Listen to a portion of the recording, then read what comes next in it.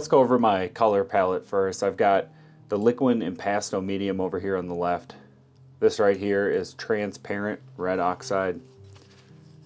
I have titanium white, a little thicker, cad yellow light, cobalt teal, cad orange, magenta, phthalo blue, cad yellow, deep. And then my black is going to be the phthalo blue, magenta, and transparent red oxide. I'm going to use two different types of filberts today. One's kind of a 1/2 inch, other one's a 1/4 inch. And I like to get a little bit of thinner on the brush just to loosen up the fibers. And I'm going to start by just getting a sketch down. Think about some of the composition here. So the reference I'm using, I'm going to follow that in a general sense, maybe just tweak a few things here.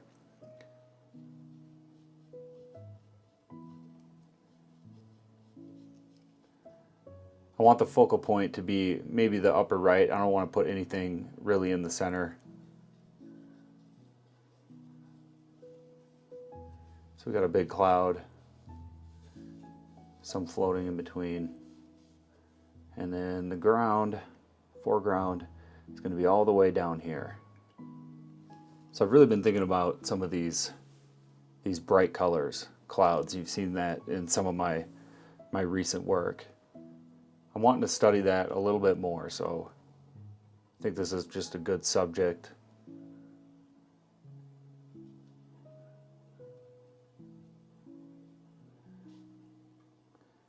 A little yellow light.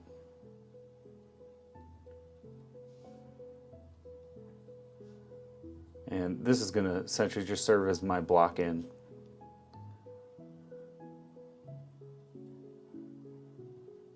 I'll pick up the black as I get lower in the sky, and that's going to just dilute some of these colors.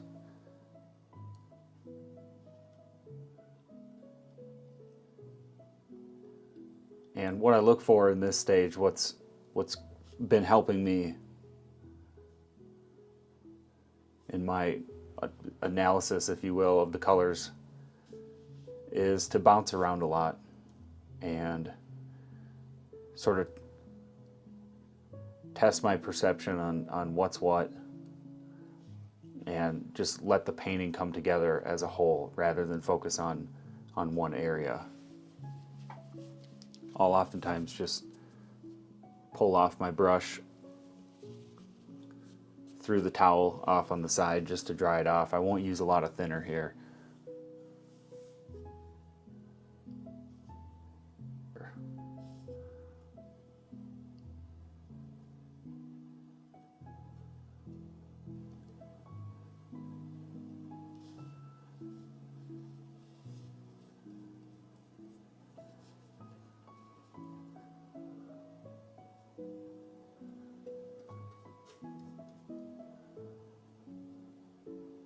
Even darker.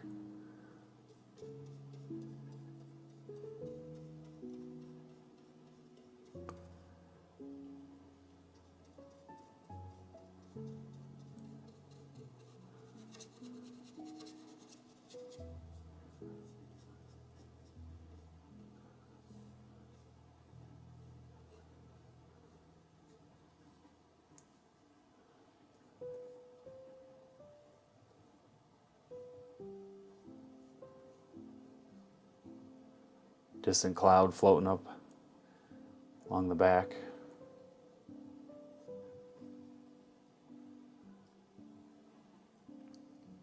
And I'm thinking about the color of the horizon, what some of those blues might be.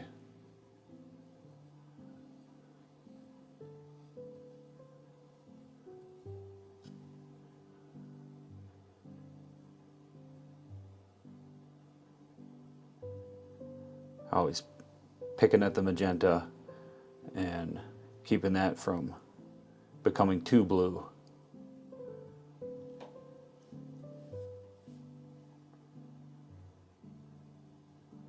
A little white, brighten it up.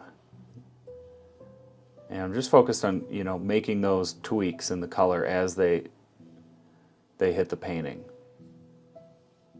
Try to solve that foreground color. I'll grab some of this red oxide in with the yellows.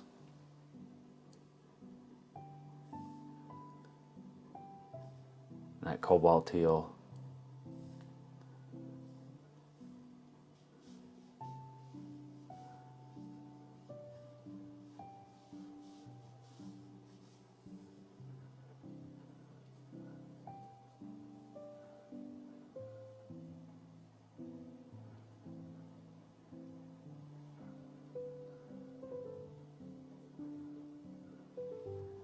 Switch away from the yellow, look for some grays in the hillsides.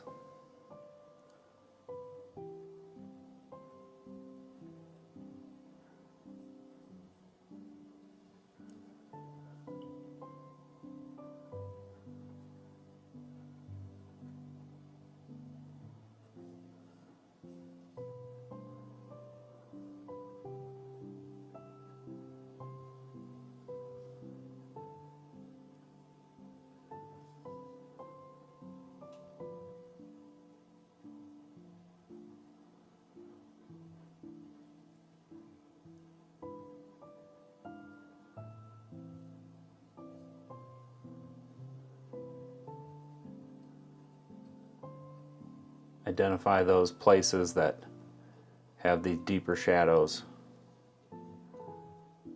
There's some real nice layering in this cloud.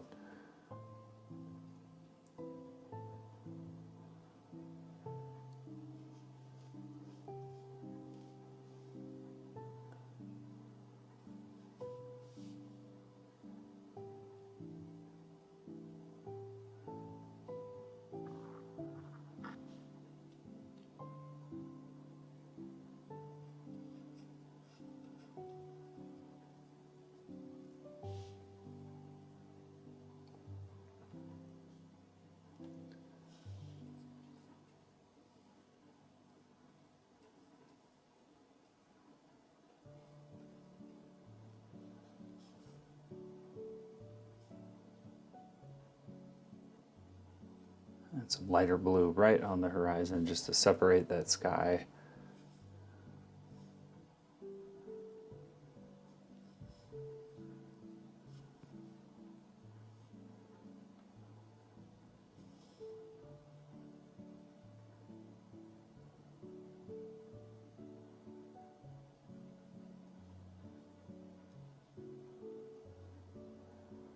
And I'm just going to start with some pure white here.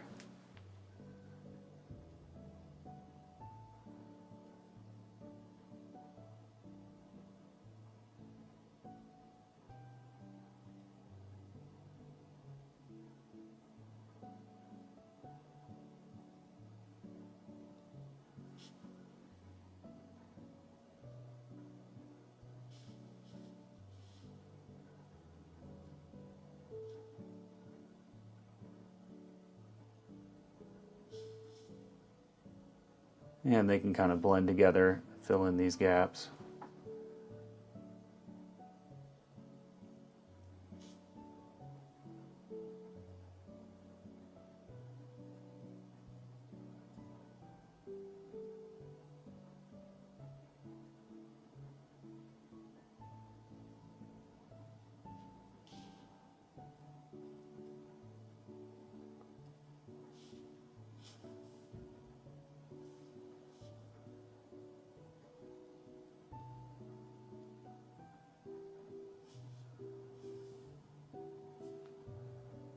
I know there's going to be some magenta.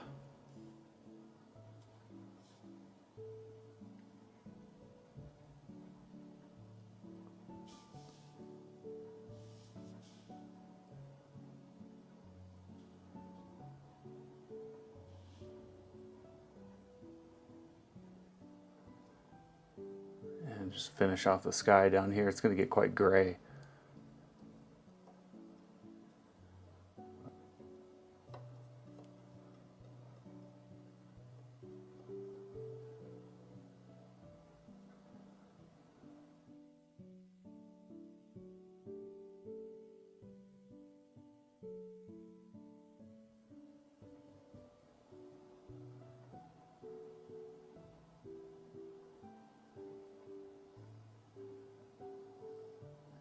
We're gonna have a hill.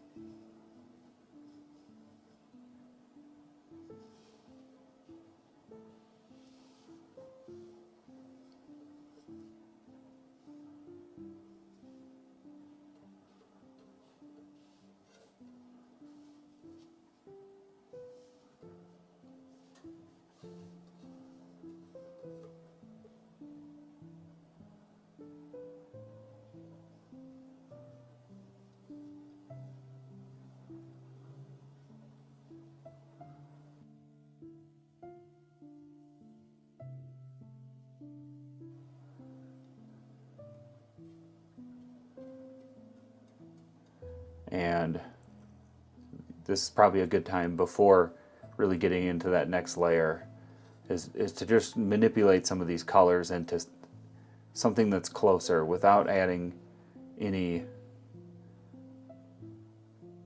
more physical paint layer, keeping it thin and really just washing in some different color.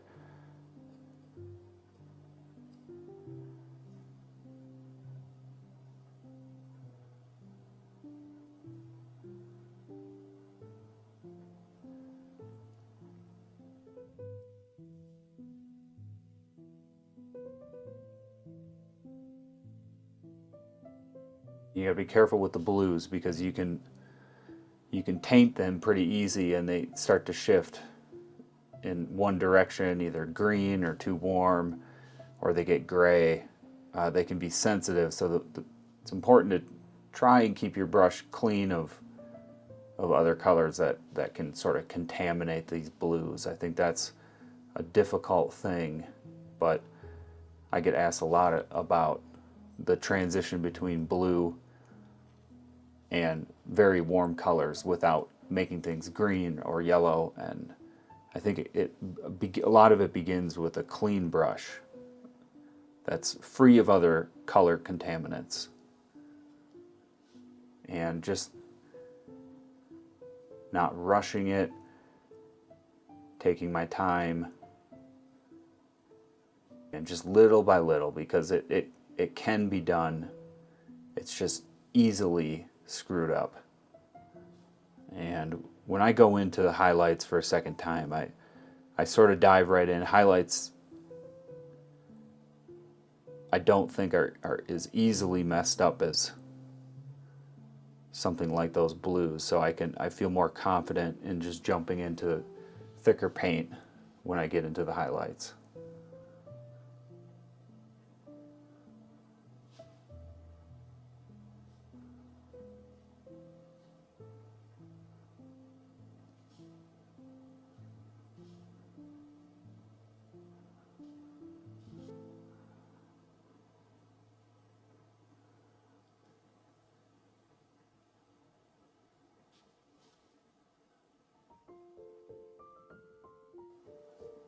Maybe a bit of the yellow light.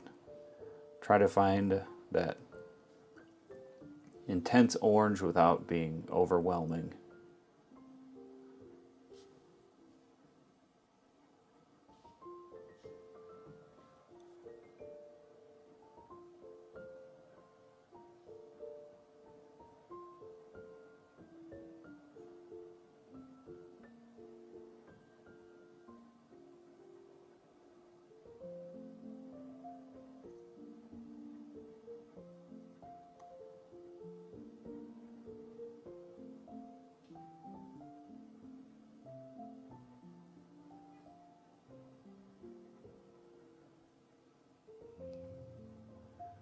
And I want to look for hard edges. Where are those hard edges? And focus on maintaining those, not blurring the lines where I shouldn't be. Because I think a good cloud represents all those nuances well.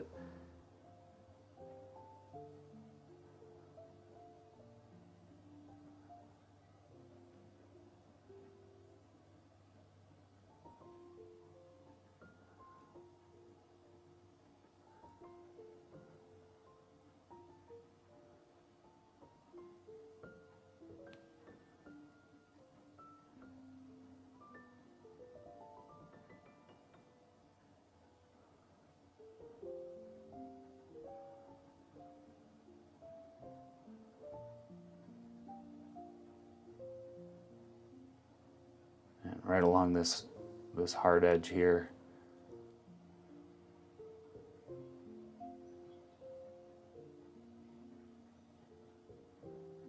So anywhere I think I can lighten it,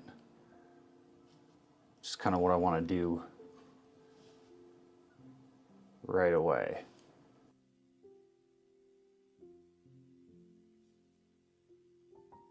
And soften some of those edges while I'm at it.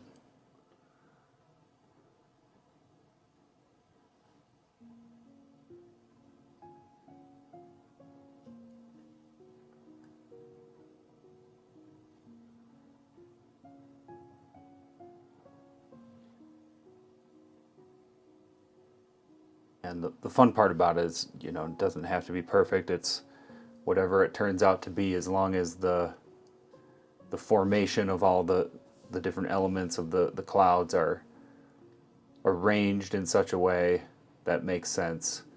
You know, the rest just doesn't really matter. Kind of just becomes your own cloud.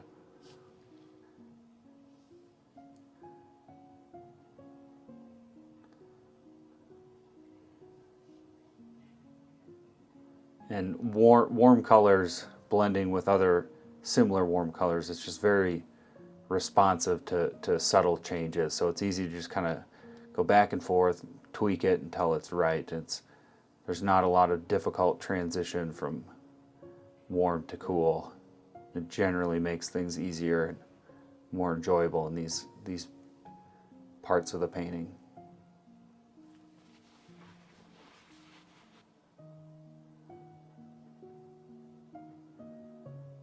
A lot of times the brush is good for about one stroke, and then you can see that blue coming off. And this is where I just have just a continual mixture that just evolves as I go, and that I sort of just pick up what colors I think I need to keep the work going in a particular spot, and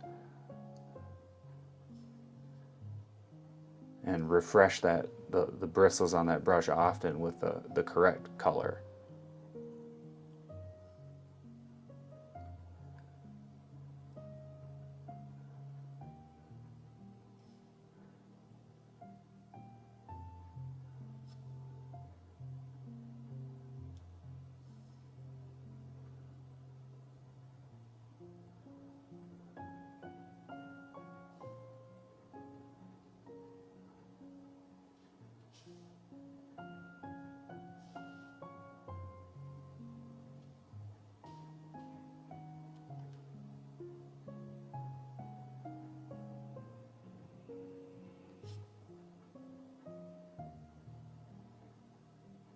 Light pressure,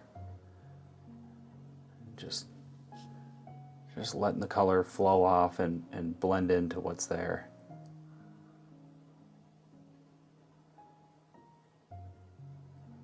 And the top of that cloud, I don't want to be dark. I want it to frame that highlight area behind it. So I'm just trying to lighten some of the top of that.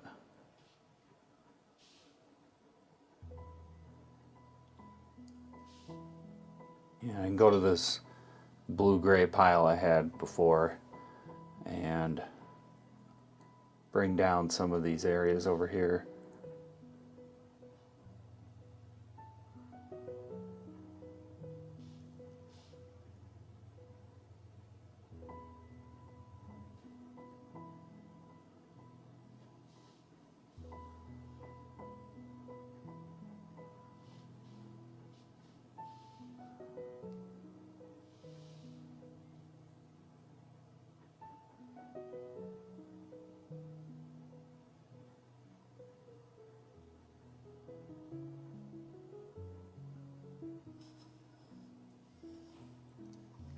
And some lighter, warmer tones, and just a couple clouds hidden way back there. Can't see them very well, but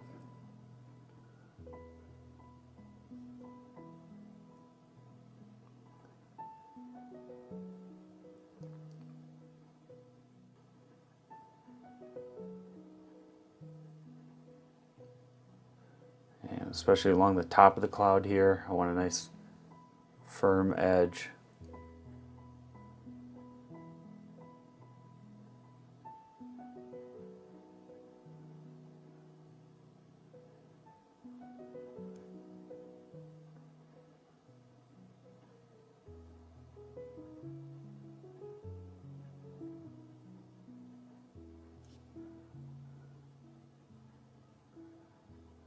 And just find areas that I can blend out to be more accurate.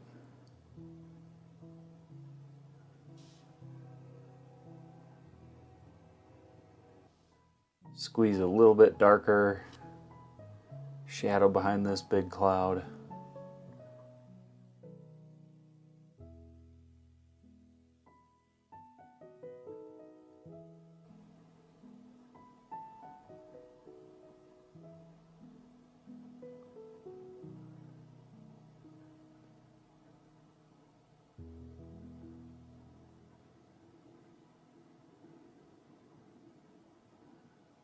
And this bright area of the cloud, I think, is all about soft transition with just some subtle edging.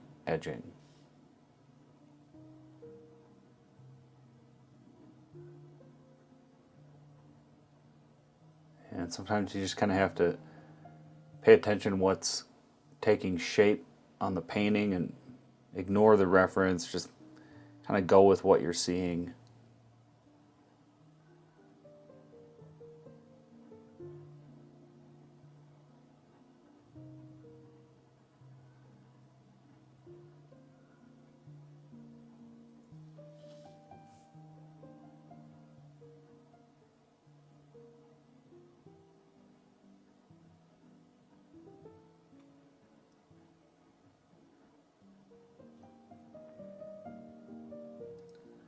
And just try to go right around the edge and start to blend that in.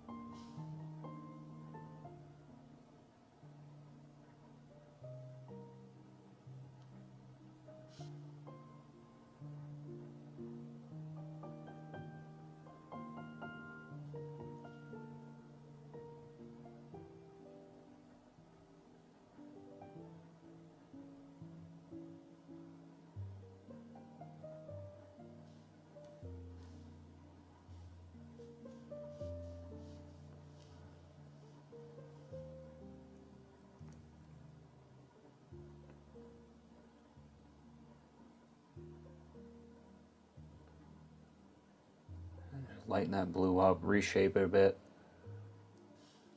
Grab some warm color, just work on this right here.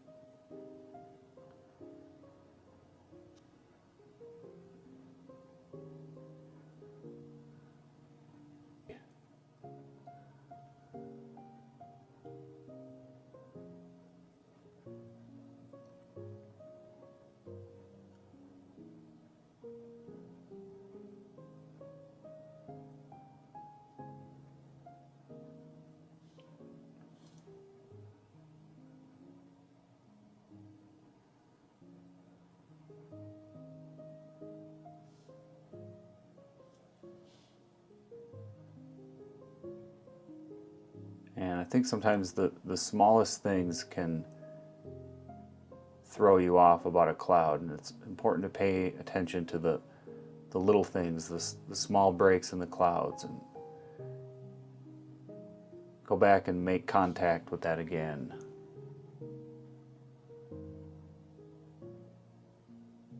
And a lot of times just the effort of doing that is enough to achieve something that is believable.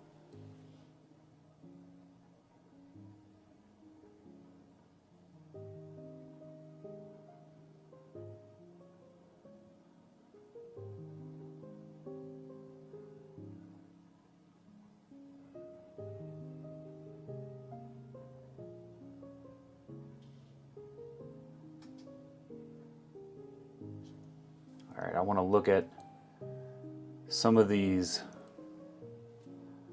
horizon lines. I want it to be a little darker, just viewable, distinguishable from the sky.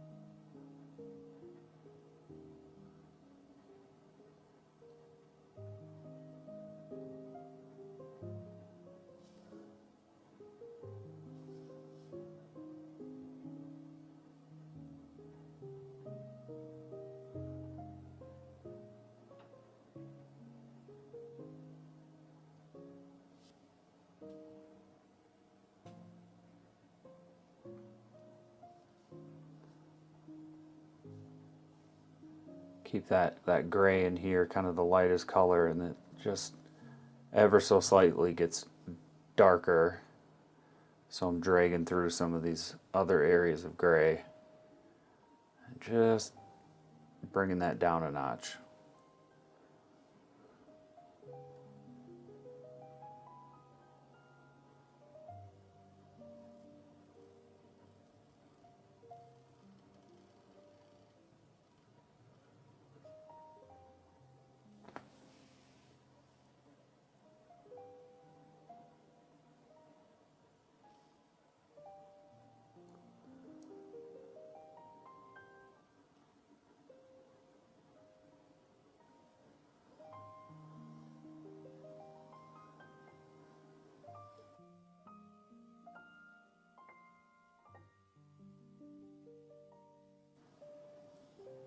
And just creating some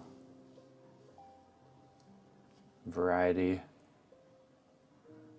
This yellow and white, maybe just brightening up a couple spots.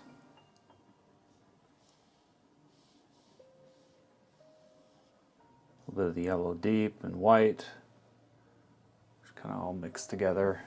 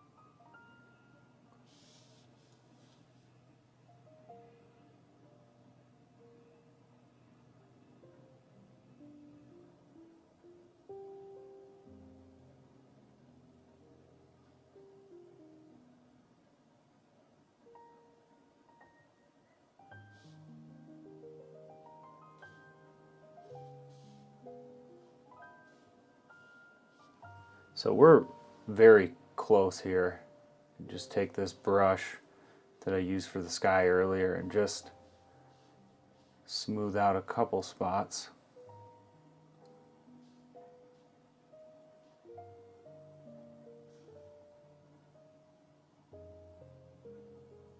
And just continue trying to make contact with a few things that maybe just don't look right yet.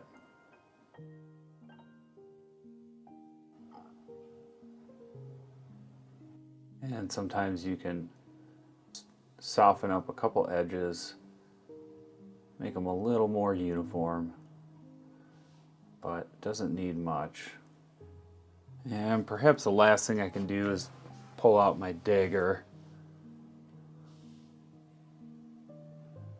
and get some medium mixed in with that white and get a nice even coat on the palette, and then just kind of push the blade into it.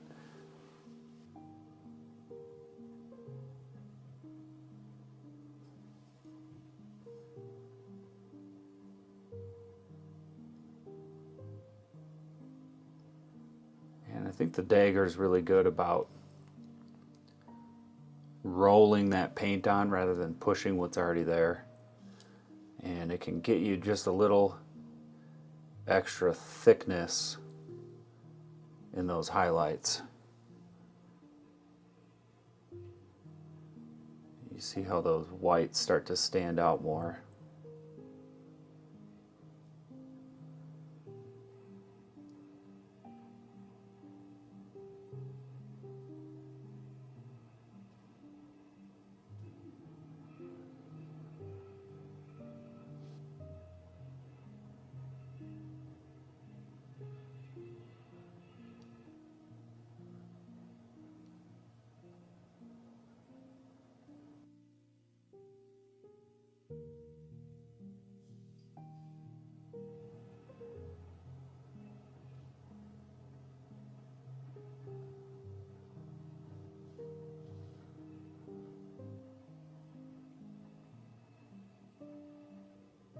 And don't ignore the shadows.